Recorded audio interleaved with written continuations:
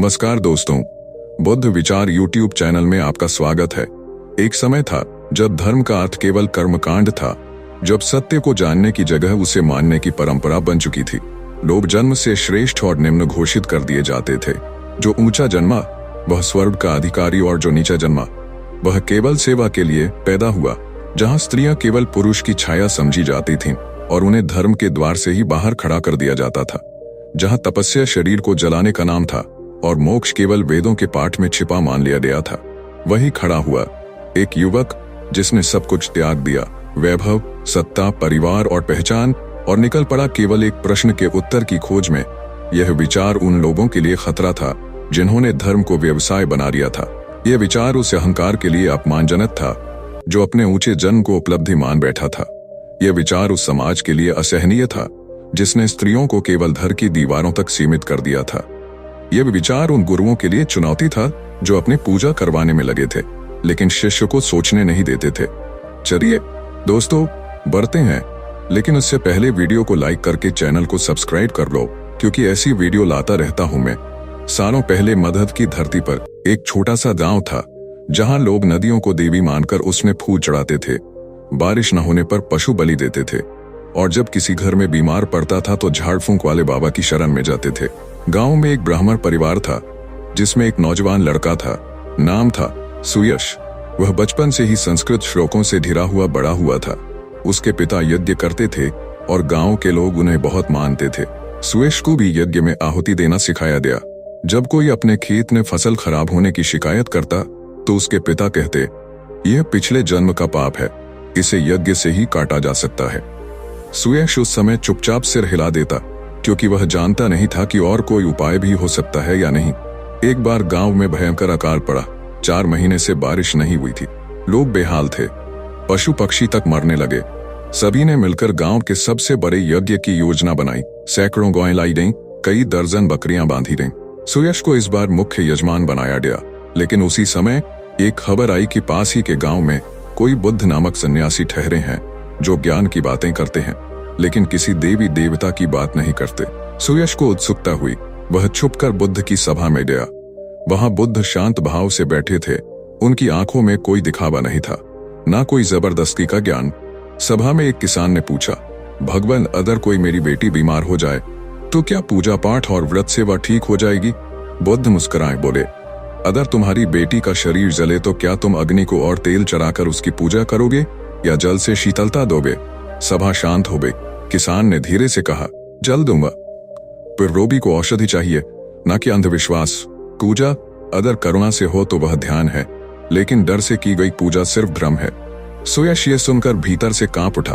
पहली बार उसे लगा कि जिसे वह धर्म समझता था उसमें तर्क की कोई जगह नहीं थी। वह लौट आया, लेकिन अब उसका मन बेचैन हो गया था। गांव में यज्ञ का दिन आया। लोग गायों को खींच कर ले जा रहे थे। सुयश को वेद की ऋचाएं दोहरानी थीं, पर आज वह मूक बैठा था। पिता ने डांटा, बोल क्यों नहीं रहा? उसने कांपती आवाज में कहा, पिता, क्या यज्ञ से वर्षा होती है? अगर ऐसा होता तो इस धरती पर कभी अकाल नहीं पड़ता। सारे गांव वाले चौंक गए। एक ब्राह्मण पुत्र ने वेदों पर सवार उठाया था। पिता ने आंखें तरेड़ी, धर्म पर शंका करने से पाप लगता है। सुयश चुप रहा, लेकिन उसकी आंखों में विद्रोह था। वह उसी रात फिर से बुद्ध की सभा में गया। इस बार उसने सामने बैठकर प्रश्न किया, भगवान, अगर पूजा और मंत्र काम नहीं करते तो फिर क्या सत्य है? क्या विज्ञान ही सब कुछ है? बुद्ध बोले, न पूजा गलत है, न विज्ञान, लेकिन जब पूजा तर्क को मार दे, जब विश्वास विवेक का दला घोंट दे, तब वह अंधविश्वास बन जाती है। मनुष्य को यह समझना होगा कि जो कर्म वह करता है उसका फल उसी के हाथ में है। वर्षा हो या सुख, यह प्रकृति के नियमों पर आधारित है, न कि यज्ञ की अग्नि पर। सुयश ने पूछा, तो क्या हम कुछ भी न करें, बस देखते रहें?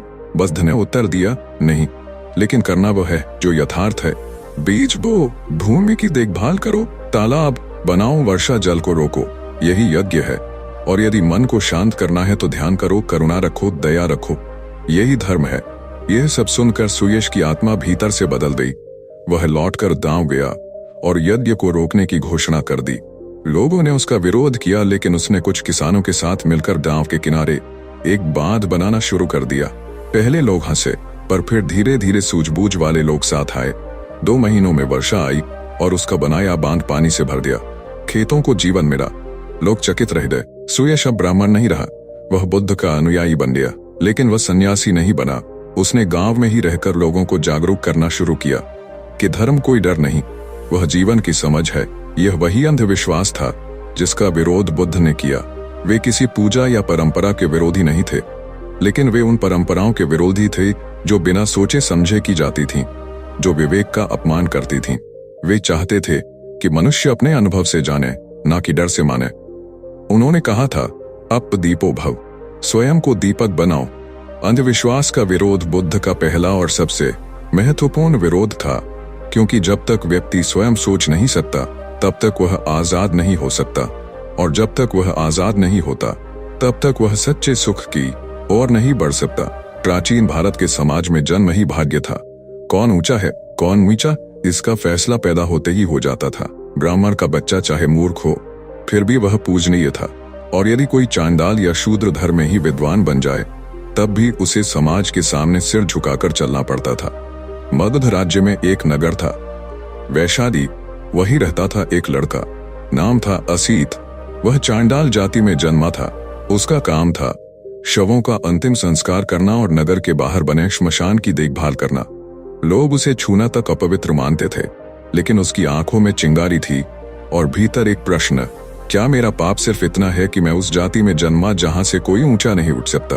वह जब भी नगर के ब्राह्मणों को देखता, उन्हें श्लोक पढ़ते सुनता, तो उसका मन भी उन्हीं ऊंचाइयों को छूने को तरस जाता।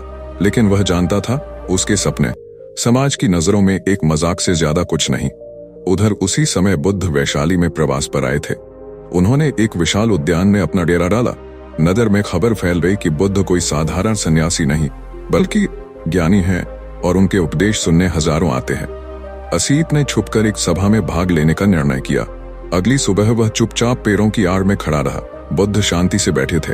उनके चारों ओर भिक्षु थे, सभी वस्त्रधारी, कुछ ब्राह्मण, कुछ व्यापारी और कुछ गरीब। बुद्ध बोले, मनुष्य का मूल्य उसके जन्म से नहीं, उसके कर्म से होता है। यह वाक्य असीत के सीने में किसी तूफान की तरह टकराया। एक ब्राह्मण युवक खड़ा हुआ और बोला, भगवान, क्या एक चांडाल और ब्राह्मण समान हो सकते हैं? कैसे संभव है? ब्राह्मण तो स्वयं ज्ञान का स्रोत है। बुद्ध ने मुस्कुराते हुए उत्तर दिया, अगर कोई चांडाल सत्य बोलता है, करुणा करता है और अहिंसा का मार्ग अपनाता है, और वही ब्राह्मण घमंडी, हिंसक और लोभी हो, तो बताओ ज्ञानी कौन हुआ? सभा में सन्नाटा छा गया। बुद्ध फिर बोले, जैसे जल सभी नालियों से बहकर एक ही नदी में मिलता है, वैसे ही सभी मनुष्य भी एक ही चेतना से जुड़े हैं। ऊंच नीच समाज की कल्पना है, सत्य नहीं। असीत की आंखों से आंसू बहने लगे। उसे लगा जैसे किसी ने उसके मन की गांठें खोल दी। पहली बार उसने किसी ज्ञानी को यह कहते सुना कि उसका जीवन भी उतना ही मूल्यवान है जितना किसी और का। असीत ने निर्णय किया कि वह बुद्ध से मिलने जाएगा, लेकिन समाज के डर से नहीं छुपकर रात के समय वह चुपचाप गया और बुद्ध के चरणों में गिर पड़ा। बुद्ध ने उसे उठाया और बोले, कौन हो तुम? असीत ने डरते हुए कहा, मैं असीत हूं, एक चांडाल। बुद्ध मुस्कुराए, मैंने तुम्हारे कर्म पूछे थे, जन्म नहीं। असीत कांप उठा। ये शब्द जैसे उसके भीतर के हर कोने में गूंज गए। अगले दिन वह फिर सभा में गया, इस बार छुपकर नहीं, सामने बैठकर। सभा में कुछ लोगों ने फुसफुसाकर कहा, ये चांडाल यहाँ कैसे आ गया? बुद्ध ने उन लोगों की ओर देखा और शांत स्वर में बोले, अगर एक मनुष्य किसी को केवल उसके जन्म से तुच्छ समझे तो वह स्वयं अपने भीतर की अज्ञानता का परिचय देता है। अहंकार ही असली अपवित्रता है, ना कि शरीर। एक वृद्ध ब्राह्मण ने विरोध किया, परंतु शास्त्र कहते हैं कि ब्राह्मण ईश्वर के मुख से जन्मे हैं, शूद्र पैरों से। बुद्ध बोले, यदि तुम्हारे शास्त्र यह कहते हैं तो उन्हें बदल दो, क्योंकि अगर एक मनुष्य को तुच्छ बताकर ही ईश्वर की पूजा हो तो वह पूजा नहीं, एक अत्याचार है। ईश्वर का नाम लेकर किसी को नीचा दिखाना धर्म नहीं, पाखंड है। वह ब्राह्मण चुप हो गया। उस दिन के बाद असीत बुद्ध का अनुयायी बन गया। उसने भिक्षु दीक्षा ली और उपसंपदा प्राप्त की। वह ज्ञान में आगे बढ़ता गया, विनम्रता में भी। कई वर्षों बाद जब वह स्वयं एक वरिष्ठ भिक्षु बन गया तो कई ब्राह्मण शिष्यों ने उसी के चरणों में बैठकर धम्म सीखा। बुद्ध के संघ में कोई जाति नहीं थी, वहां सभी बराबर थे। वहां ना ऊंच ना नीच, सिर्फ साधना, करुणा और ध्यान का मार्ग था। बुद्ध ने बार बार अपने उपदेशों में कहा, जो अपने जन्म पर घमंड करता है वह सबसे बड़ा मूर्ख है, और जो अपने जन्म को पाप समझता है वह अज्ञान में है। सच्चा मनुष्य वह है जो अपने भीतर झांके और अपने दोषों को सुधारे। जातिवाद बुद्ध के अनुसार समाज को तोड़ने वाला जहर था। उनका विरोध शोरगुल वाला नहीं था। वे नारे नहीं लगाते थे, वे बस सच्चाई को सामने रखते थे और जो समझना चाहता था उसका जीवन बदल जाता था।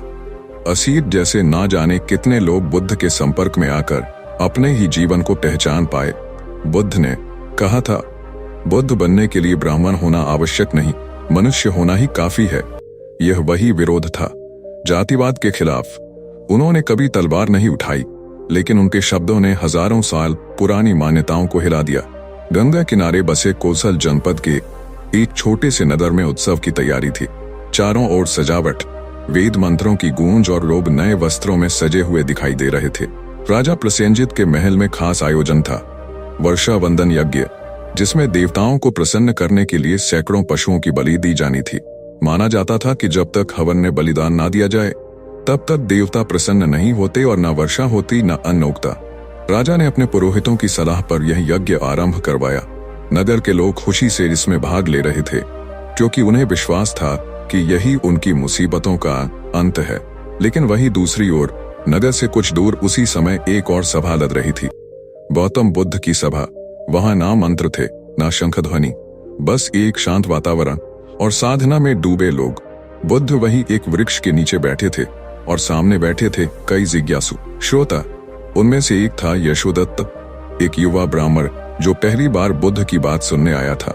वह थोड़ा घबराया हुआ था, लेकिन उसके भीतर एक प्रश्न था जो उसे बेचैन कर रहा था। उसने झिझकते हुए पूछा, भगवान, मेरे पिता बलि यज्ञ के मुख्य यजमान हैं। वे कहते हैं जब तक बलिदान नहीं होगा तब तक सृष्टि संतुलित नहीं रहेगी। क्या यह सच है?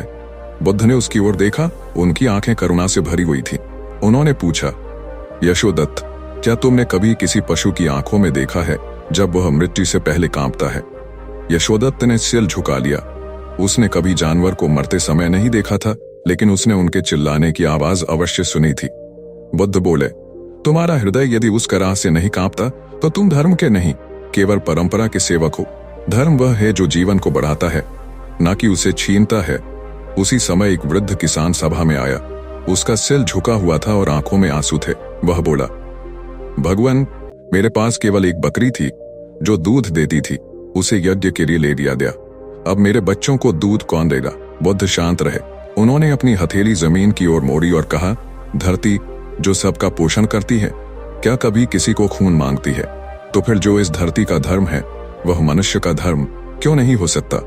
सभा में मौन छा गया। उधर महल में यज्ञ आरंभ हो चुका था। गायें, बकरियां, पक्षी सब बांध दिए गए थे। मंत्रोच्चारण शुरू हुआ। बलिदान की प्रतीक्षा थी। तभी यशोदत्त ने वहां पहुंचकर यज्ञ को रोकने की कोशिश की। रुको, यह यज्ञ धर्म नहीं, अधर्म है। उसकी आवाज कांप रही थी, लेकिन उसमें साहस था।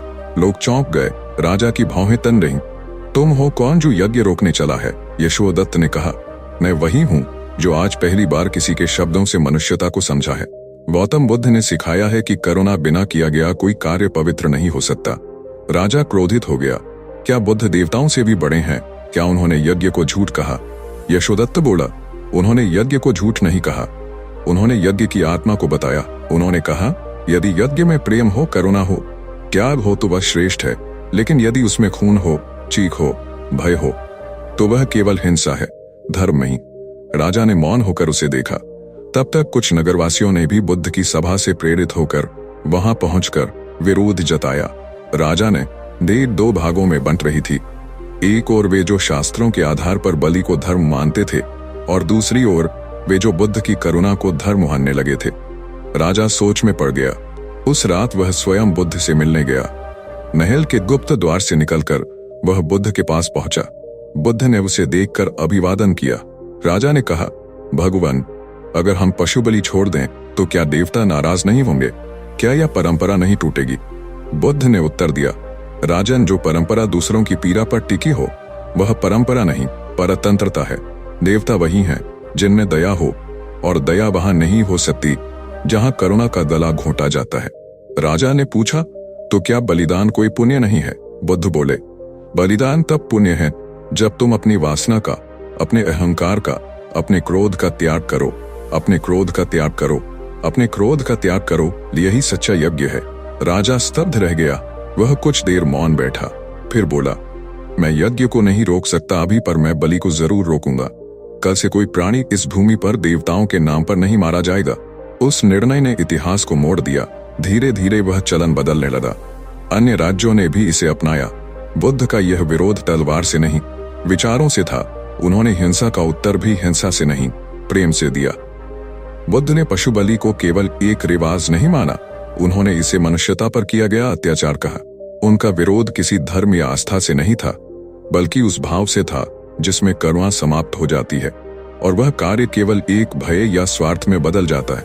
उन्होंने सिखाया, अगर धर्म में हिंसा है तो वह धर्म नहीं, और अगर अहिंसा में जीवन है तो वो वही सच्चा यज्ञ है। गंगा के तट पर स्थित श्रावस्ती नगर में एक उत्सव की तैयारी चल रही थी। यह उत्सव किसी देवी देवता या राजकीय आयोजन का नहीं, बल्कि एक साधु की पूजा का था। उसका नाम था संपूर्णानंद, एक तपस्वी जो वर्षों तक हिमालय में रहकर ध्यान करता रहा था और अब नगर में आकर प्रवचन देता था। लोग उसे भगवान मानने लगे थे। उसके चरणों को धोकर लोग उस जल को प्रसाद की तरह पीते थे और उसके चित्र हर घर में लगाए जा रहे थे। शहर की गलियों में अब एक नया नारा गूंजता था, गुरु ही ब्रह्मा है, गुरु ही विष्णु और गुरु ही शिव। लोग अब शास्त्र कम पढ़ते थे और गुरुओं के चेहरों की पूजा ज्यादा करते थे। प्रश्न पूछना पाप समझा जाने लगा था। संपूर्णानंद जैसे गुरु हर उत्तर को शिष्य की आस्था पर टाल देते। अगर तुमने श्रद्धा है तो तुम सब समझ लोगे, अगर नहीं तो सैकड़ों साल तप कर भी कुछ नहीं मिलेगा। इसी नगर के बाहरी छोर पर उसी समय गौतम बुद्ध भी अपने कुछ शिष्यों के साथ ठहरे थे। उनके पास कोई तामझाम नहीं था, ना कोई सोने की पालकी, ना बांसुरी बजाते चले। बस एक आम वृक्ष की छांव, शांत स्वर और कुछ ध्यान मग्न चेहरों वाला छोटा सा संत। एक युवक था, आर्यकेतु। वह पहले संपूर्णानंद का अनुयायी था। उसने वर्षों तक उनकी सेवा की, लेकिन उसके मन में एक प्रश्न था जिसे वह किसी से पूछ नहीं पाता था। क्या केवल सेवा से, बिना समझे, ज्ञान प्राप्त हो सकता है? उसका मन बार बार कहता कि जो ज्ञान बिना प्रश्न के मिले वह अधूरा होता है। पर जब उसने एक बार गुरु संपूर्णानंद से यह पूछ लिया तो उसे डांट पड़ी, तू आस्था में कमजोर है, प्रश्न केवल बुद्धिहीन लोग करते हैं। पर वह चुप नहीं बैठा। उसी दिन वह बुद्ध की सभा में जा पहुंचा। बुद्ध शांत मुद्रा में बैठे थे। सभा में कोई भी हाथ नहीं जोड़ रहा था, कोई नारा नहीं लद रहा था। हर कोई मौन में खुद से मिल रहा था। आर्यकेतु ने डरते डरते पूछा, भगवान, क्या शिष्य को अपने गुरु पर आंख मूंद कर विश्वास करना चाहिए? बुद्ध ने उसे देखा। उनकी नजरों में उपहास नहीं, गहन स्नेह था। उन्होंने कहा, नहीं, आंख मूंद कर कभी मत मानो। मैं भी जो कह रहा हूं वह तब तक वह तुम्हारे अनुभव में सत्य न उतर जाए। श्रद्धा तब होती है जब समझ साथ हो, अंधभक्ति तब होती है जब समझ को मारा जाए। सभा में सन्नाटा छा गया। आर्यकेतु की आंखें भर आईं। पहली बार किसी ने गुरु होने का अर्थ बताया, वह जो आगे चल रहा है लेकिन पीछे वालों को आंख खोलकर चलने की छूट देता है। उसी समय बुद्ध की एक और सभा में एक महिला आई। उसका नाम था प्रियंवदा। वह संपूर्णानंद की बड़ी भक्त थी। उसने कहा, भगवान, मेरा गुरु कहता है कि केवल उसका चरण स्पर्श करने से जन्म जन्मांतरों के पाप कट जाते हैं। क्या यह सत्य है? बुद्ध मुस्कुराए और बोले, अगर तुम्हारा हृदय निर्मल हो जाए, तुम्हारे व्यवहार में परिवर्तन आ जाए और तुम्हारे भीतर करुणा भर जाए तो समझना कि तुम्हारे पाप कट गए। लेकिन अगर तुम केवल चरणों को धोकर वापस जाकर किसी पर क्रोध कर दो तो वह जल नहीं, केवल भ्रम है। उसने फिर पूछा, तो क्या गुरु की पूजा नहीं करनी चाहिए? बुद्ध ने गहरी बात कही, गुरु को सम्मान दो, लेकिन ईश्वर मत बनाओ। जो गुरु अपने शिष्यों से खुद को भगवान कहवाना चाहे वह खुद सबसे बड़ा अज्ञानी है। सच्चा गुरु वह है जो शिष्य को खुद के भीतर झांकने की प्रेरणा दे, न कि अपने चित्र के आगे झुकने की आदत। उस दिन से आर्यकेतु, प्रियंवदा और कई अन्य लोग बुद्ध के संघ में शामिल हुए। लेकिन बुद्ध ने कभी किसी से यह नहीं कहा, मैं तुम्हारा उद्धार करूंगा। वे कहते, तुम्हें खुद चलना होगा, मैं केवल रास्ता दिखा सकता हूं। एक बार उनके प्रिय शिष्य आनंद ने ही पूछ लिया, भगवान, जब आप नहीं रहेंगे तब हम किसे गुरु माने? बुद्ध ने तब वही अमर वाक्य कहा, अप दीपो भव, स्वयं को दीपक बनाओ। यह वाक्य पूरे बौद्ध धर्म की नींव बन गया। बुद्ध ने न तो खुद को ईश्वर कहा, न ही किसी और को परम सत्य का मालिक बताया। उन्होंने न मूर्तियों में विश्वास रखा, न किसी गुरु की पूजा में। उनका विरोध किसी व्यक्ति से नहीं था, बल्कि उस भावना से था जिसने मनुष्य सोचने की शक्ति खो देता है और एक अंधे अनुकरण में डूब जाता है। बुद्ध ने अंधभक्ति का विरोध प्रेम से किया, लेकिन उसमें दृढ़ता थी। उन्होंने कहा, सत्य को जानो, उसे महसूस करो और फिर उस पर चलो। किसी के कहने भर से कुछ नहीं बदलता जब तक तुम खुद अनुभव न कर लो। श्रावस्ती के लोग धीरे धीरे समझने लगे कि भक्ति आंखें बंद करने से नहीं होती, बल्कि अंतर मन को खोलने से होती है। और गुरु वह नहीं जो अपनी पूजा करवाए, बल्कि वह जो अपने शिष्य को स्वतंत्र कर दे। राजाओं की सभा हो या ऋषियों की कुटी, एक बात प्राचीन भारत में समान रूप से प्रचलित थी। स्त्रियां धर्म के लिए नहीं, केवल सेवा, सौंदर्य और संतान के लिए बनी है। विद्या, साधना और मोक्ष की राह पर उनका कोई स्थान नहीं था। वे केवल गृहस्थी की चूल्हा चौकी तक सीमित थी, और जो इस सीमा को लांघने की कोशिश करती उसे तिरस्कार और अपमान मिलता। यही बात बुद्ध के समय में भी आम थी, यहाँ तक कि उनके कुछ शिष्यों का भी मानना था कि स्त्रियां साधु नहीं बन सकती। धर्म के पथ पर चलने के लिए पुरुष ही अधिक योग्य है। यह भ्रम इतना गहरा बैठ चुका था कि जब बुद्ध के पास एक स्त्री दीक्षा मांगने आई तो उनके कई अनुयायी असहज हो उठे। उस स्त्री का नाम था महाप्रजापति गौतमी। वह कोई सामान्य स्त्री नहीं थी, वह स्वयं बुद्ध की मासी और दत्तक माता थीं। उन्होंने गौतम को बचपन में पाला था, जब उनकी सगी माता की मृत्यु हो गई थी। जब बुद्ध सन्यासी बन गए तो वह चुपचाप रहीं, लेकिन जैसे जैसे वर्षों बीते और बुद्ध का ज्ञान संसार में फैलने लगा, एक दिन उन्होंने साहस किया और बुद्ध से कहा, तथागत, क्या मुझे भी आपके संघ में स्थान मिल सकता है? क्या मैं भी भिक्षुणी बन सकती हूँ? सभा मौन हो गई। कुछ भिक्षु स्तब्ध थे। उन्हें यह कल्पना भी असहज कर रही थी कि स्त्रियां भी संघ में समान स्तर पर हों। बुद्ध ने भी कुछ समय के लिए मौन धारण किया। यह मौन सहमति का नहीं था, बल्कि गहराई से सोचने का था। 3 बार महाप्रजापति ने निवेदन किया और 3 बार बुद्ध ने उसे स्थगित किया। Not because they doubted her ability, but because वह जानते थे कि समाज इसके लिए अभी तैयार नहीं है।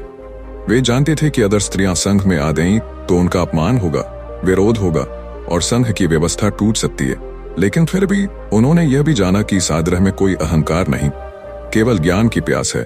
अंततः बुद्ध ने उन्हें संघ में प्रवेश की अनुमति दी। यह बौद्ध इतिहास का एक ऐसा क्षण था जो कई युगों तक प्रतिध्वनित होता रहा। महाप्रजापति ही नहीं, बल्कि सैकड़ों स्त्रियों ने बुद्ध के संघ में प्रवेश किया। उनमें से एक थी आम्रपाली, जो पहले नदरवधु कहलाती थी। वह सुंदरता और नृत्य की प्रतीक मानी जाती थी। उसके पास संपत्ति थी, नाम था और राजाओं तक से मेलजोल था। लेकिन एक दिन वह बुद्ध के उपदेश सुनने गई और उनका एक वाक्य उसकी आत्मा को झकझोर दिया। रूप नश्वर है, सौंदर्य एक भ्रम है, मन की निर्मलता ही वास्तविक श्रृंगार है। उस दिन आम्रपाली ने अपनी सारी संपत्ति त्याग दी और भिक्षुणी बन गई। बुद्ध ने कभी नहीं पूछा कि वह कौन थी, उसका अतीत क्या था। उन्होंने केवल देखा कि आज वह क्या है।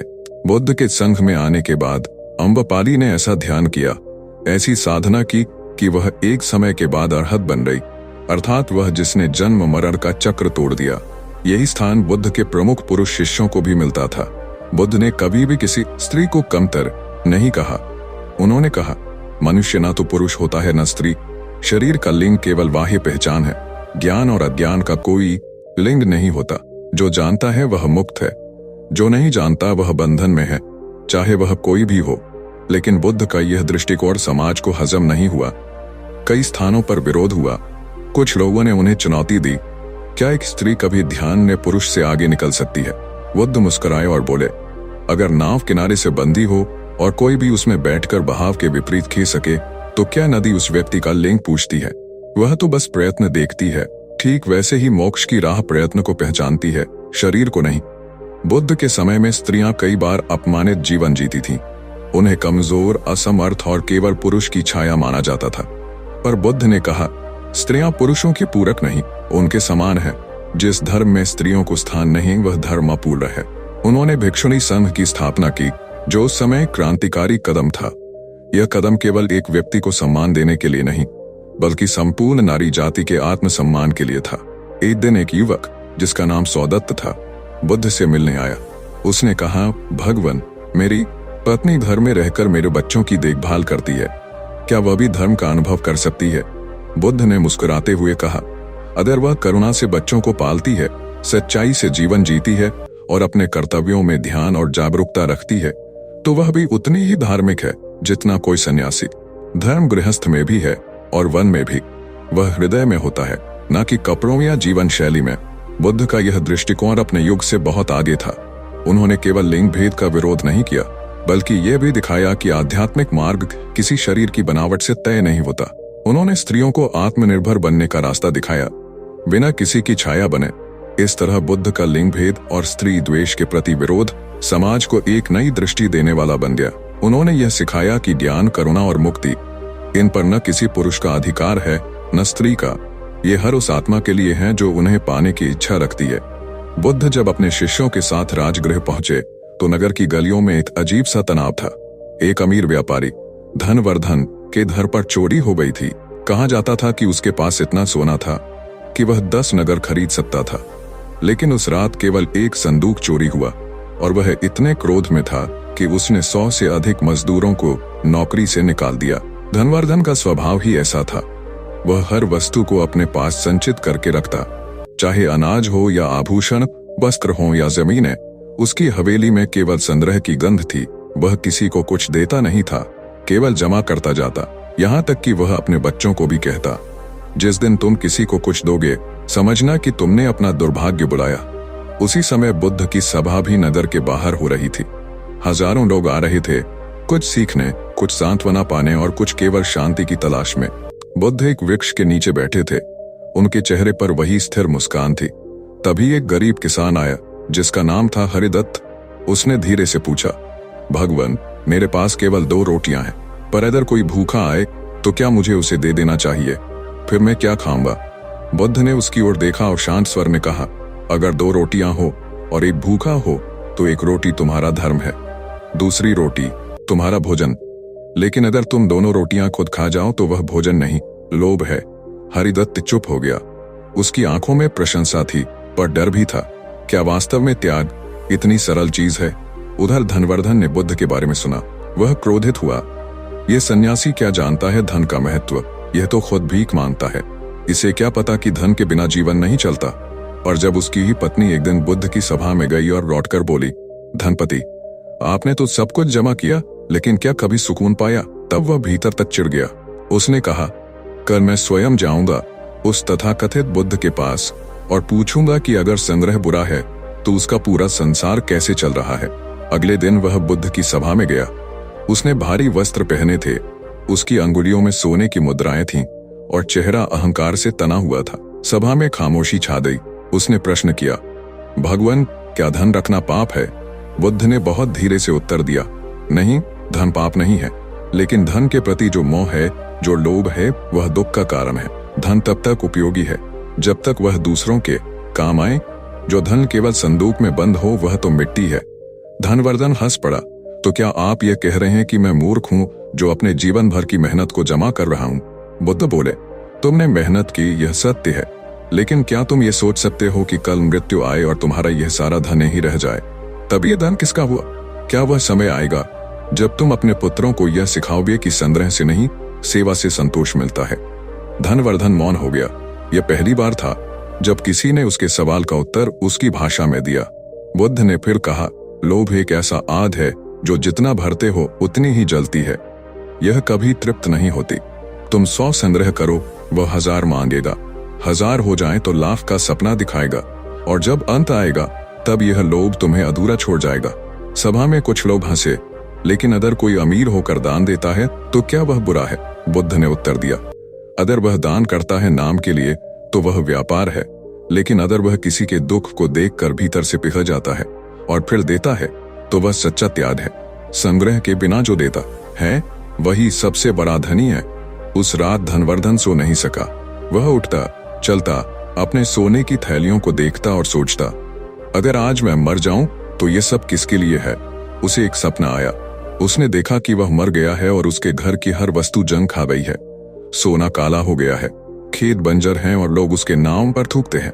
यह वह था जो किसी को एक दाना भी नहीं देता था। वह चौंक कर उठा। सुबह होते ही उसने अपने सेवकों को बुलाया और कहा, नगर में जाकर हर उस गरीब को खोजो जिसे भोजन नहीं मिलता। आज से मेरा घर तुम्हारा भोजनालय होगा।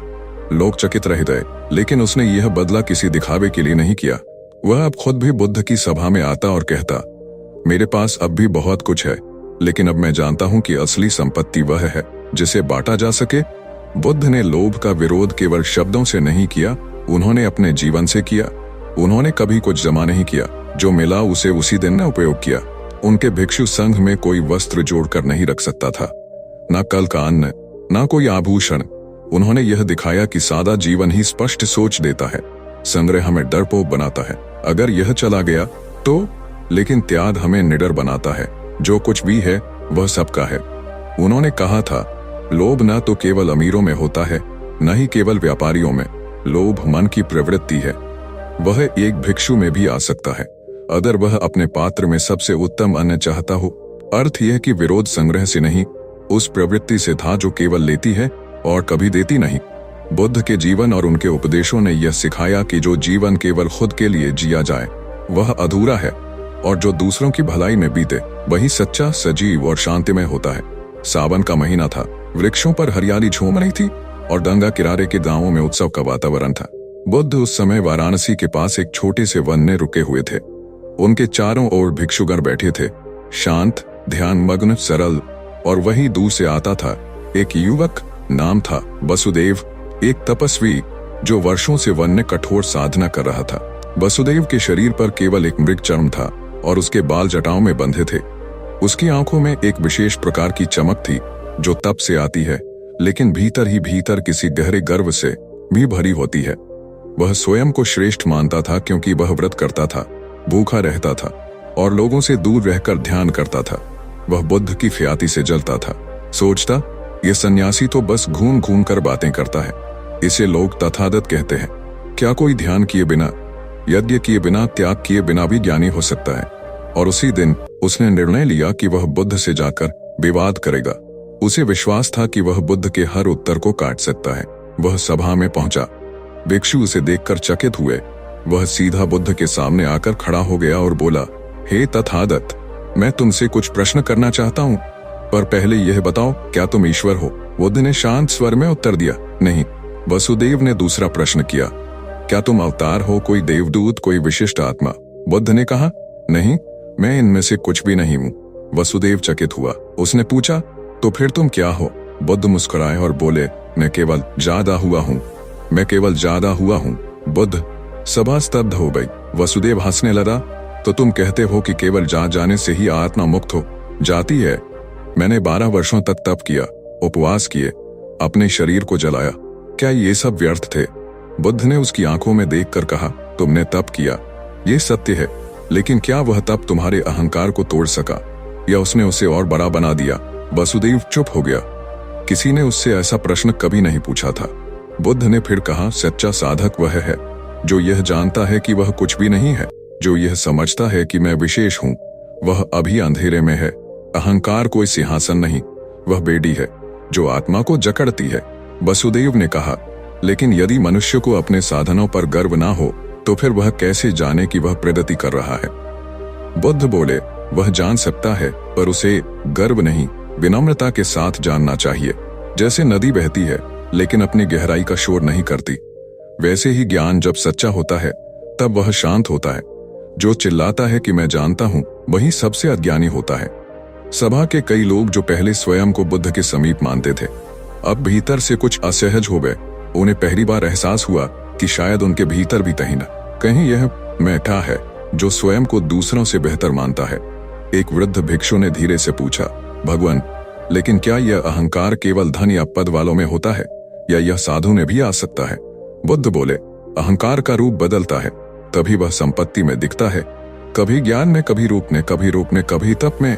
वह इतना चुपचाप आता है कि व्यक्ति उसे योग्यता, लेकिन जैसे ही मनुष्य यह कहे मैं श्रेष्ठ हूँ, वहीं से उसका पतन शुरू हो जाता है।